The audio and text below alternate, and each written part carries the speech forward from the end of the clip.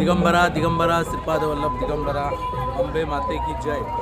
हे सेक्टर 15चं मंदिर आहे. सेक्टर 15ला गुलाबचंद डेअरीच्या समोर जिथे हे टॅक्सी स्टँड आणि रिक्षा स्टँड आहे त्या ठिकाणी पिंपळाचं झाड आहे.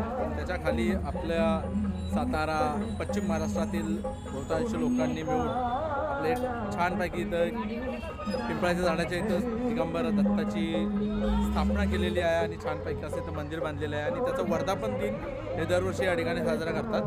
आज योगायोगाने इथे आलो आणि आज यांची वार्षिक पूजा या ठिकाणी आयोजित केली होती. त्या निमित्ताने महाप्रसादाचं आयोजन देखील केलं होतं. तर हे बघून खूप छान वाटलं कारण की याच कट्ट्यावरती आमच्या गावच्या मिटिंग असतात त्या आम्ही इथे भरपूर केलेल्या आहेत. आपल्या मंदिराचं काम करताना या ठिकाणी अनेक मिटिंग्स आपण या ठिकाणी केलेल्या. पण इथं मंदिर होतं, आपण नेहमी बोलायचं की इथं दत्ताचा वास आहे आणि आज या ठिकाणी ते कार्यक्रमाला उपस्थित राहायला मला भेटला आणि मला योगायोगाने मी इकडे आलो आणि इथे आज ही पूजा घडते ते बघून मला खूप छान वाटलं. हे आपल्यासोबत नाव काय तुमचं? बबन भातुशा आहेत, वाई भागातले आहेत.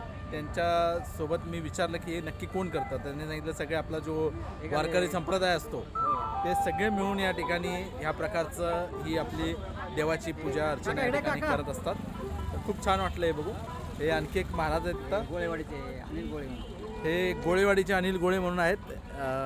हे मी ॲक्च्युली ब्लॉग बनवतो त्याच्यामध्ये हे इथे ॲक्च्युली आम्ही भरपूर बसत असतो या ठिकाणी आणि तेच म्हटलं छानपैकी होतं तर म्हटलं जराशी एक व्हिडिओ बनवूया. आपलं हे तिसरं वर्ष आहे ना आपले तुमचं नाव काय? अनिल गोळे. अनिल गोळे आहे ते गोळेवाडीचे. तर हे इथे हे प्रमुख हे जी पूजा अर्चना होते याच्यामध्ये हे एक प्रमुख म्हणून या ठिकाणी भूमिका बजावत असतात.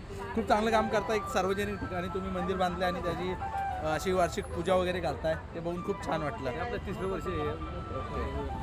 अशी लोक इथं बसायची. हो अशी बसायची बरोबर. आमचं पण इथं आम्ही भरपूर आमच्या गावच्या काही मिटिंग्स वगैरे असतील तर या ठिकाणी आम्ही पार पाडत असतो आणि नेमकं दत्ताच्या मंदिराच्या इथंच पार पाडतो.